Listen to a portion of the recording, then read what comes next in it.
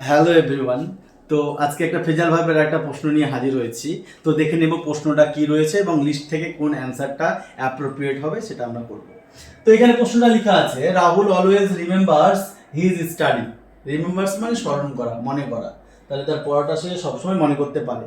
তাহলে এখানে আমরা যে আন্ডারলাইন ওয়ার্ডটা দেখতে পাচ্ছি, এটা রয়েছে রিমেম্বার। ওয়ার্ডটা রয়েছে রিমেম্বার। তাহলে রিমেম্বার মানে আমরা জানি যে স্মরণ করা বা কোনো কিছু মনে করা। তাহলে এটার উত্তর কোনটা হবে?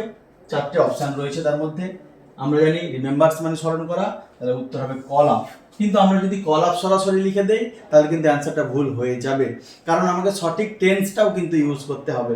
আমরা দেখতে পাচ্ছি রাহুল হচ্ছে থার্ড পারসন সিঙ্গুলার নাম্বার। আমরা জানি সাবজেক্ট যদি থার্ড পারসন সিঙ্গুলার নাম্বার হয় তাহলে ভার্বের সঙ্গে এস বা ইএস যুক্ত হয়। তাহলে এখানে ভার্বের সঙ্গে রিমেম্বার, তার সঙ্গে এস যুক্ত আছে, সেহেতু আমাকেও কিন্তু উত্তরটা যখন করব তখনও কিন্তু ভার্বটা সঠিকভাবে খেয়াল রেখে করতে হবে। তাহলে উত্তরটা কল আপ হবে না, কি হবে? এক্স্যাক্টলি কলস আপ। কলস আপ। এখানে যেহেতু থার্ড পারসন ছিল এবং এখানে যেহেতু ভার্বটা এস বা এস যুক্ত রয়েছে প্রেজেন্ট ইনডিফিনাইট টেন্সে, সেই জন্য আমাকে কিন্তু ভার্বটা কলস এস যুক্ত করতে হবে। ঠিক আছে, থ্যাংক ইউ। এগুলো যাতে ভুল না হয় সেগুলো কিন্তু একটু খেয়াল রেখে আমাদের করতে হবে। ধন্যবাদ।